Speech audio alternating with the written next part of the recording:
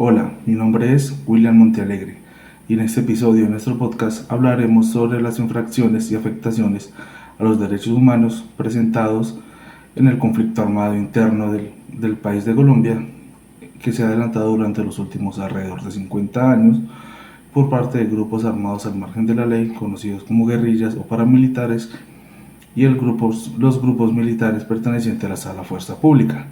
Como referencia, utilizaremos el informe final adelantado por la investigación y el análisis que ha realizado la Comisión de la Verdad y que se ha denominado "Hay futuro si hay verdad", específicamente el texto denominado "Violaciones de los derechos humanos, infracciones al derecho internacional humanitario y responsabilidades colectivas".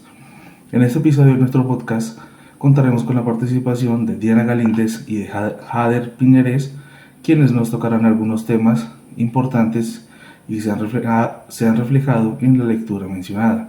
Así que, compañera Diana, tiene la palabra. Hola, soy Diana Galíndez y hoy, a partir del capítulo 3, Violaciones de Derechos Humanos e Infracciones al Derecho Internacional Humanitario, realizaremos una reflexión respecto a dos casos que son de gran relevancia en Colombia.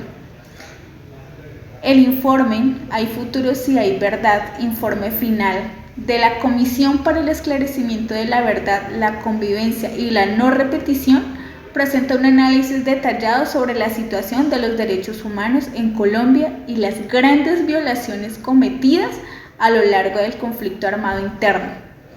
En los capítulos 3, Violaciones de derechos humanos e infracciones al derecho internacional humanitario, se abordan múltiples casos que reflejan las violaciones sufridas por las víctimas y cómo ha sido la respuesta del Estado colombiano.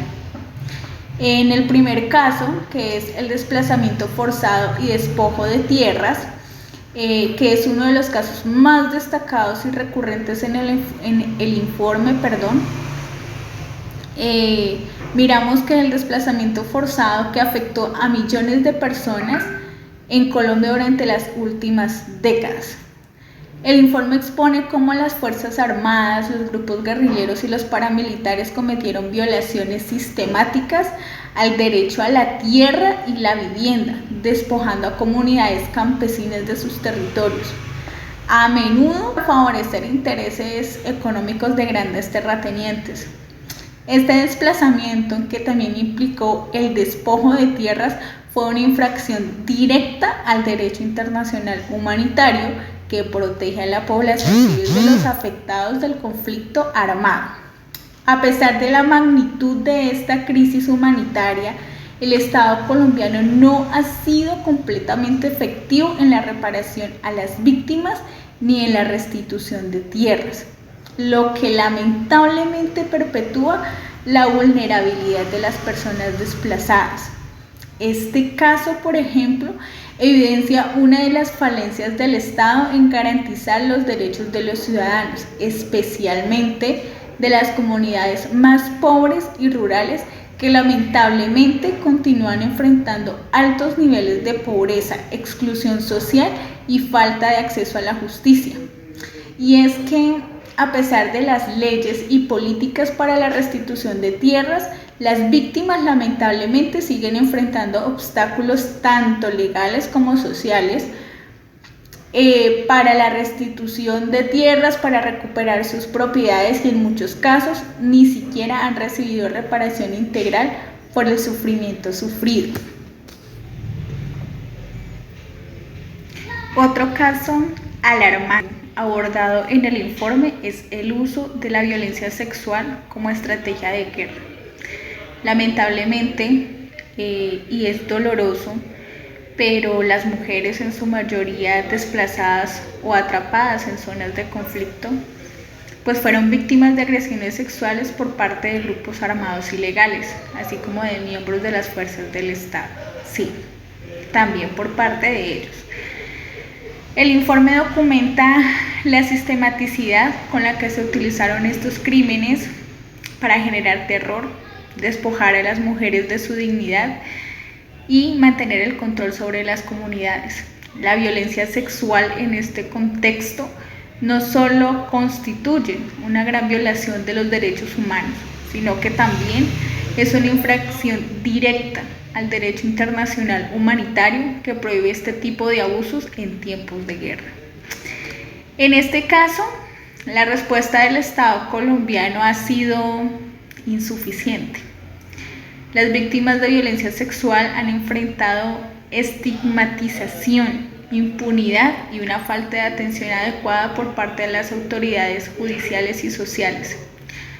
Muchas de las sobrevivientes se han visto obligadas a cargar con el trauma de la violencia sin que se les otorgue una reparación justa, lo que perpetúa el ciclo del sufrimiento y la discriminación. El informe final de la comisión refleja el estado crítico de los derechos humanos en Colombia. Se destacan las múltiples violaciones cometidas por actores armados y la falta de una respuesta adecuada por parte del Estado. Las víctimas, que incluyen a comunidades desplazadas, mujeres víctimas de violencia sexual y muchas otras, siguen luchando por justicia, reparación y garantías de no repetición. Y es que aunque existen avances frentes como la implementación de la Ley de Restitución de Tierras, estos esfuerzos no han sido suficientes para abordar de manera integral las consecuencias del conflicto. El desafío, el reto que enfrenta el Estado colombiano es monumental. Se necesita de un verdadero compromiso real con las víctimas, así como una transformación profunda en el sistema judicial y las políticas públicas para garantizar que los derechos humanos sean de verdad protegidos y respetados en el futuro. La verdad y la reparación son fundamentales, no solo para las víctimas, sino para la construcción de una paz duradera en el país. Y es que solamente a través de un reconocimiento genuino del sufrimiento y la injusticia histórica, Colombia podrá avanzar hacia un futuro en el que el respeto a los derechos humanos sea una realidad para todos.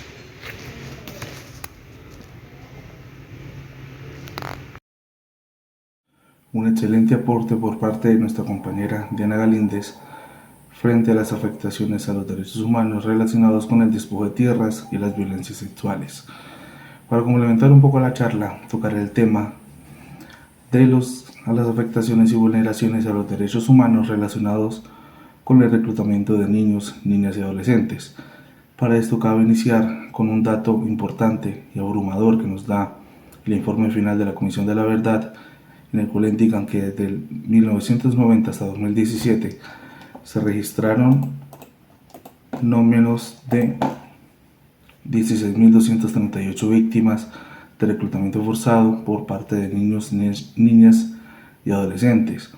Además de eso, indican que a causa de las dificultades en el registro de las víctimas, se estima que las víctimas reales o el número real de víctimas puede ascender hasta los 30.000. Es decir, que en este periodo de tiempo, cerca de 30.000 niños, niñas y adolescentes fueron reclutados a la fuerza o a través de extorsiones, a través de engaños, para vincularse directa o indirectamente a los grupos armados al margen de la ley o incluso para grupos militares pertenecientes a la fuerza pública. Algunos relatos de las víctimas pues indican que primero han sido atraídos a través de ofertas de trabajo y pues una solvencia económica que les permitiera ayudar a sus familias, lo cual pues los indujo a mantener un trabajo, bien sea forzado, pero pues bien remunerado al inicio, lo cual pues luego de un tiempo los obligaban a mantenerse, les dotaban de indumentaria y de armas y básicamente los obligaban a participar en los enfrentamientos. Esto nos conlleva a analizar que estos factores o estas circunstancias se presentaban principalmente en las zonas no centrales del país, donde pues las diferencias o las dificultades económicas son más propensas y de mayor alcance, donde no existen comúnmente los trabajos dignos, donde hay muchas personas con necesidades básicas insatisfechas y pues la presión social y económica de las familias obliga muchas veces a los niños, niñas y adolescentes pues buscar una solvencia económica a través de la vinculación a los grupos armados al margen de la ley.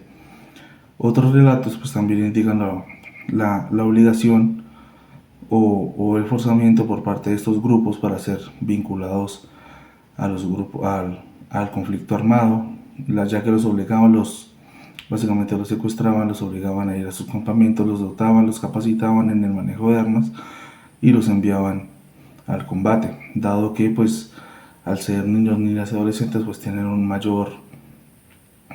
mayor capacidad para adaptarse y mayor rendimiento en las tareas logísticas y de mensajería. Entonces pues todo esto conlleva a presentar un mayor interés frente a la vinculación de este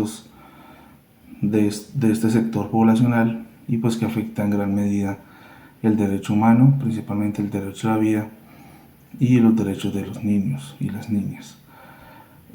Para continuar, le damos la palabra al compañero Jader Piñeres para que nos conceda un análisis también frente a otros dos temas de gran importancia de la lectura de la Comisión de la Verdad. Compañero Jader. Buenas tardes, compañeros y tutor, cordial saludo. En este espacio vengo a hablarles sobre el capítulo 3 del tema que habla la comisión, que describe el secuestro como la acción de privatizar de libertad a una o más personas por parte de actores armados. Estos emplean tácticas de intimidación o amenazas y condicionamiento de liberación a demandas económicas, políticas o militares, y aunque en el marco del derecho internacional humanitario se considera una toma de rehenes, en Colombia se identifica principalmente como secuestro. Las estadísticas de secuestro que tenemos en los años 1990 y 2018 se registran aproximadamente 50.770 casos de secuestro, aunque se estima que el número real podría superar las 80.000 víctimas debido a un subregistro. Las FARC-EP fueron responsables del 40% de estos secuestros por parte de otros grupos paramilitares, un 24%, y el ELN con un 19%. ¿Qué los lleva a estos grupos delincuenciales a optar por el secuestro a rehenes? Las razones para llevar estos secuestros se varían entre estos diversos grupos.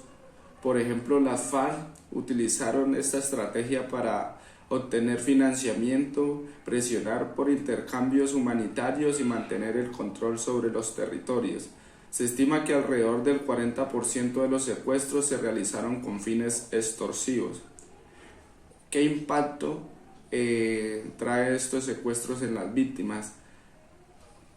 Los impactos causados pues son prácticamente daños profundos que se le ocasiona a las víctimas directamente, sino también a sus familiares y comunidades, daño colateral indirecto. La experiencia del secuestro es considerada obviamente inhumana y degradante, afectando la dignidad y la integridad de quienes lo sufren. La victimización continúa incluso después de la liberación, lo que enfatiza la necesidad de un enfoque integral para abordar sus consecuencias. En conclusión, este capítulo resalta que el secuestro es uno de los delitos más condenados en Colombia y enfatiza la importancia de reconocer su impacto en la sociedad. La comisión tiene como objetivo no solo documentar estos eventos, sino también fomentar un proceso de verdad y conciliación que permita a las víctimas acceder a una justicia y a una reparación.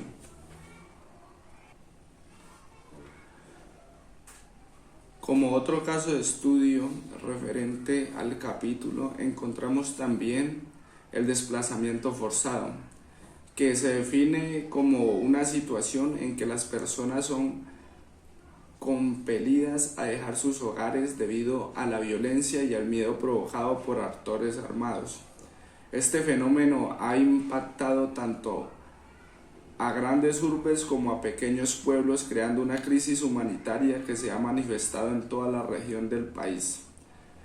Las estadísticas que tenemos frente a estos casos es que entre el año 1985 y el 2019 se registraron alrededor de 752.964 víctimas de desplazamientos forzados.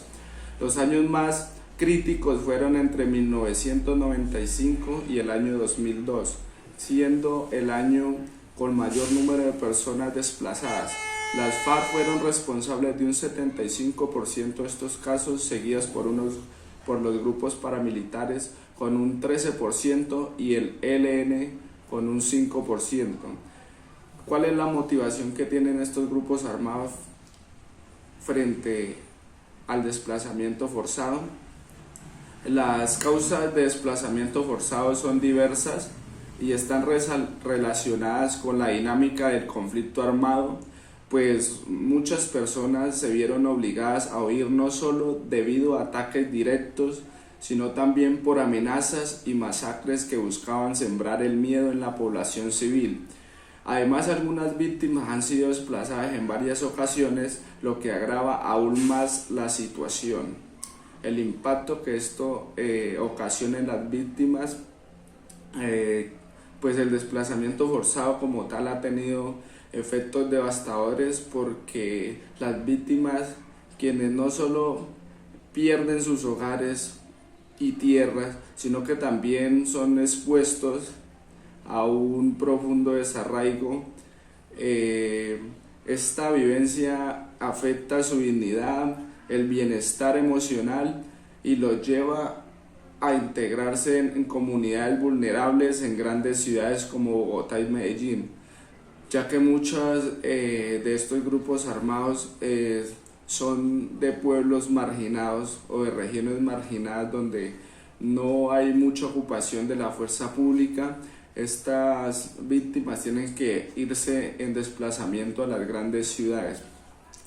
En conclusión, este capítulo subraya que el desplazamiento forzado es uno de los delitos más repudiados en Colombia.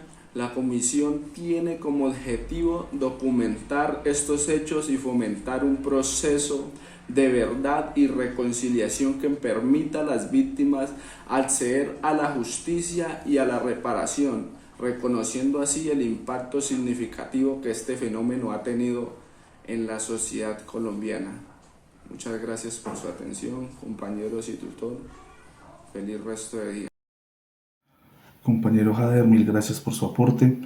Han sido unos aportes y unas charlas de gran interés y gran relevancia frente a la situación actual que vive el país frente al conflicto armado interno.